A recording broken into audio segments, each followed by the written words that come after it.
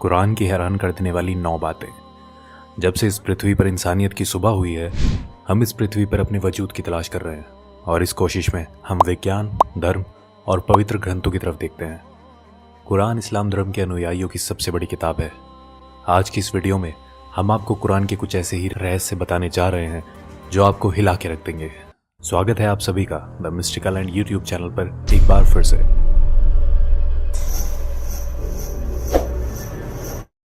Video शुरू करने से पहले ये जानना ज़रूरी है कि कुरान कोई साइंस की किताब नहीं है, मगर कुरान में कई साइंटिफिक और हिस्टोरिकल फैक्ट्स मिलते हैं जिनमें से कुछ बातों को समझने में तो हम सफल हुए हैं, लेकिन अभी भी कई ऐसी बातें कुरान में मिलती हैं जिन्हें हम आज तक समझने की कोशिश कर रहे हैं। कुरान में कुछ ऐसी भविष्यवाणी भी की गई हैं जो अब तक सच हो चुकी हैं। आइए मिलकर जानते हैं कुरान के सबसे चौंकाने वाले तथ्य। नंबर 1, ऑरिजिन ऑफ लाइफ, जीवन की उत्पत्ति। हम सभी जानते हैं कि पानी जीवन के लिए सबसे ज़रूरी तत्व है। कुरान इसी विचार में एक असाधारण दावा करता है। कुरान कहती है कि जिंदगी पानी में पैदा हुई है। पानी को ही पृथ्वी पर जीवन की उत्पत्ति के लिए मूल तत्व माना गया है। इसकी पुष्टि इस बात से होती है कि पृथ्वी पर रहने वाले समस्त प्राणियों के सेल्स या कोशिकाएं पानी से बनी हुई है।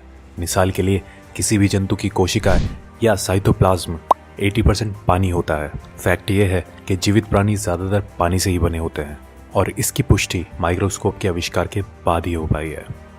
अरब के रेगिस्तान में रहने वालों की ये सोच अपने आप में हैरान कर देने वाली है कि पृथ्वी पर जीवन पानी के कारण ही संभव है। नंबर 2, आयरन, लोहा।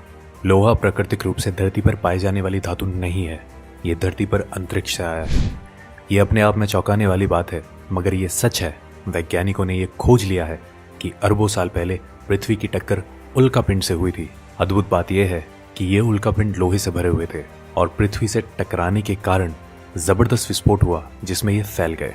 कुरान का लोहे की उत्पत्ति पर 57-25 आयत में कहना है, हमने लोहे को नीचे धरती पर भेजा है समस्त मानव जाति के फायदे के लिए। लोहा धरती का नहीं मगर दूसरी दुनिया से आया है। इस बात की पुष्टि 7वीं शताब्दी के वैज्ञानिकों द्वारा करना नामुमकिन सा लगता है। Number 3, skies protection. आसमान हमारी हिफाजत करता है। पृथ्वी को सूर्य की हानिकारक किरणों से बचाने में आसमान एक बहुत ही महत्वपूर्ण रोल अदा करता है। अगर आसमान नहीं होता तो सूर्य की रेडिएशन पृथ्वी पर समस्त जीवन को जलाकर नष्ट कर चुकी होती। आसमान पृथ्वी के चारों ओर लिपटे हुए कंबल की तरह है जो पृथ्वी को जमाने वाली ठंड से भी बचाता है। आकाश के ऊपर का तापमान लगभग -270 डिग्री सेल्सियस होता है। आकाश पृथ्वी पर ग्रीन हाउस इफेक्ट पैदा कर यहाँ के जीवन को सूर्य की रेडिएशन और अंतरिक्ष की जमा देने वाली ठंड दोनों से ही बचाता है। ये आकाश के कुछ ऐसे काम हैं जो हमें प्रोटेक्ट करते हैं। कुरान हमसे आसमान को समझाने के लिए 21-32 आयत में कहती है कि हमने आसमान को तुम्हारे लिए एक हिफाजती छत बनाया है और तुम हमारे इशारों को नज़रअंदाज कर रहे हो। कुरान आसमान के हिफाजती इशारे को गॉड या अल्लाह द्वारा बनाया गया बताती है। आधुनिक विज्ञान द्वारा आकाश की पृथ्वी को प्रोटेक्ट करने की क्षमता 20वीं सदी में की गई रिसर्च से साबित होती है। नंबर 4, द माउंटेन्स, पहाड़। कुरान हमारा ध्यान पहाड़ों के बारे में एक बहुत ही खास पहलू की ओर खींचती है। क्या हमने दुनिया को आराम करने वाली जगह नहीं बनाया और पहाड़ों को धरती का खोटा नहीं बनाया? कुरान हमें बताती है कि पहाड़ों की जड़ें धरती में बहुत गहरी हैं और असल में भी ऐसा ही है। पहाड़ धरती में काफ़ी गहरे तक गड़े हुए होते हैं। इसकी पुष्टि जियोफिजिस्ट फ्रैंक प्रेस द्वारा लिखी गई किताब अर्थ में उन्होंने लिखा है कि पहाड़ असल में खोटे की तरह होते हैं और धरती के काफी नीचे तक दबे हुए होते हैं। माउंट एवरेस्ट, जिसकी ऊंचाई धरती की सतह से लगभग 9 किलोमीटर ऊपर है, उसकी धरती के नीचे की गहराई 125 किलोमीटर के करीब है और इसका पता लगाना 20वीं सदी की शुरुआत में प्लेट टेक्टोनिक्स टेक्निक के आविष्कार के बाद ही संभव हो पाया है। नंबर 5, एक्सपेंडिंग द यूनिवर्स, ब्रह्मांड का विस्तार। जब खगोलीय विज्ञान अपनी शुरुआती दौर में थे, कुरान में ब्रह्मांड के फैलने का बयान किया गया। कुरान में 51-47 आयत में कहा गया है कि ब्रह्मांड को हमने ही अपनी सृजनात्मक शक्तियों से बनाया है और इसको हम बढ़ाते रहेंगे। ये तथ्य कि ब्रह्मांड निरंतर बढ़ रहा है, ये रहस्य हम पिछली सदी में ही जान पाए हैं। जाने माने फिजिस्ट स्टीफन हॉकिंस अपनी किताब a brief history of time में लिख गए हैं कि ब्रह्मांड को बढ़ाने की खोज 20वीं सदी की सबसे बड़ी भौतिक क्रांतियों में से एक है। चौंकाने वाली बात यह है कि कुरान में इस बात का जिक्र टेलीस्कोप की खोज से पहले ही हो चुका था। नंबर 6, सन्स ऑर्बिट, सूरज की कक्षा। 1512 में खगोलीय विज्ञानी निकोलस कॉपरनिकस ने सूर्य के बारे में अपनी राय पेश की। उनके मुताबिक सूर्यमंडल में सूर्य अपने कक्ष में स्थिर रहता है और बाकी के ग्रह उसके इर्द गिर्द चक्कर लगाते हैं।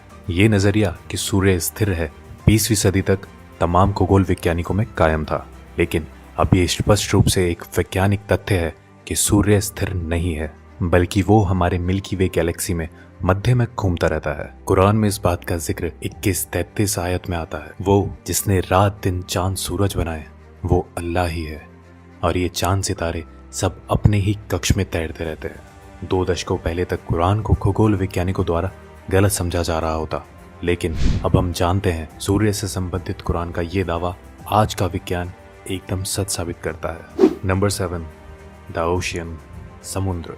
कुरान 24-40 आयत में कल्पना का आधार बनाकर गहरी बातों को हम तक पहुंचाना चाहती है।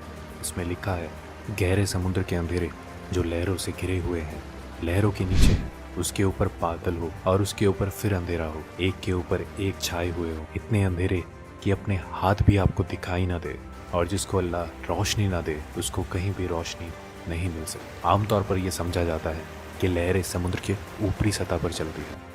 हालांकि समुद्री वैज्ञानिक इस बात की पुष्टि कर चुके हैं कि लहरें केवल समुद्र के ऊपरी सतह पर ही नहीं बल्कि नीचे भी होती हैं। ये लहरें इंसानों को दिखाई नहीं देती, इनको सिर्फ कुछ खास यंत्रों के द्वारा ही पता लगाया जा सकता है।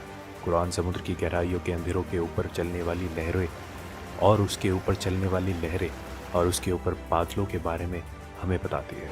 कुरान की ये बात सिर्फ इसलिए काबिल तारीफ नहीं है कि वो समुद्र की अंदरूनी लहरों के बारे में बात करती है, बल्कि इसलिए भी है कि ये समुद्र की गहराइयों के अंधेरों को भी बयां करती है। आज के टाइम में भी इंसान बिना ब्रीथिंग इक्विपमेंट यूज किए केवल 70 मीटर गहराइयों तक ही जा सकता है। वहां तक कुछ रोशनी जरूर होती है, मगर हम 1000 मीटर की बात करते हैं तो वहां घनघोर अंधेरा रहता है। कुछ 1400 साल पहले ये सब पता लगाना कैसे मुमकिन हुआ, ये अपने आप में रहस्य है। नंबर 8, लाइंग एंड मूवमेंट्स, झूठ और हमारी हरकतें। अबू जहील नाम का एक बहुत ही अत्याचारी निर्दयी शासक पैगंबर मोहम्मद के समय में हुआ था।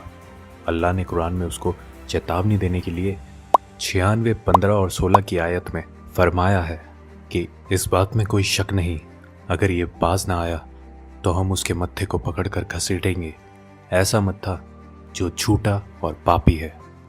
अल्लाह ने कुरान में उस शख्स को झूठा नहीं कहा, बल्कि उसके मत्थे को, जो कि दिमाग का अगला हिस्सा है, उसको झूठा और गुनहगार कहा है। यह आयत 2 वजह से बहुत खास है। पहली ये कि हमारे दिमाग के सामने वाला हिस्सा हमारी सोची समझी हरकतों का जिम्मेदार होता है। इसे फ्रंटल लोब के नाम से भी जाना जाता है। दूसरा ये फ्रंटल लोब ही दिमाग के झूठ बोलने वाले काम को कंट्रोल करता है। आज के दौर में की गई कई रिसर्चों में ये पाया गया है कि दिमाग के आगे वाला हिस्सा ही हमारी हरकतों और झूठ बोलने के लिए जिम्मेदार होता है। फ्रंटल लोब के ये फंक्शन 20वीं सदी में तमाम मेडिकल इक्विपमेंट्स आने के बाद ही हमें पता चले हैं, जबकि कुरान इस तरफ इशारे कब का कर चुका है। नंबर 9, पेन रिसेप्टर्स, दर्द को महसूस करने वाले टिश्यूज। काफ़ी लंबे समय तक यही समझा जाता रहा है कि महसूस करना और दर्द का अंदाज़ा करने वाले टिश्यूज दिमाग में होते हैं। हालांकि ये बाद में खोजा गया कि दर्द को महसूस करने वाले टिश्यूज दिमाग में नहीं, हमारी खाल पर ही मौजूद होते हैं, और इनके बिना दर्द को महसूस नहीं किया जा सकता। इससे संबंधित कुरान की 456 आयत को गौर से देखें तो उसमें लिखा है, जिन लोगों ने हमारे खुलासों को झूठ समझा है, हम उन्हें आग में झुलसाएंगे। जब उनकी खाल जल जाएगी, हम उन्हें उसके बदले नई खाल देंगे, ताकि वो दर्द को निरंतर महसूस करते रहें। बेशक अल्लाह सर्वशक्तिमानी भी है और बुद्धिमान भी। कुरान ने इस बात को कई सौ साल पहले ही स्पष्ट कर दिया था कि दर्द को महसूस करने वाले टिश्यूज स्किन में ही होते हैं, ना कि दिमाग में। ये खोज हाल ही में जीव विज्ञान में किए जाने वाली कई खोजों में से एक है। तो दोस्तों, ये थी कुरान में पाई जाने वाली कुछ शॉकिंग फैक्ट्स। ऐसे ही इंटरेस्टिंग वीडियो को लेकर हम समय समय पर आते रहते हैं।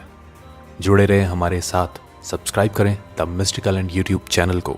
आज के लिए इतना ही, अब हमें इजाज़त दीजिए। आपका बहुत बहुत शुक्रिया।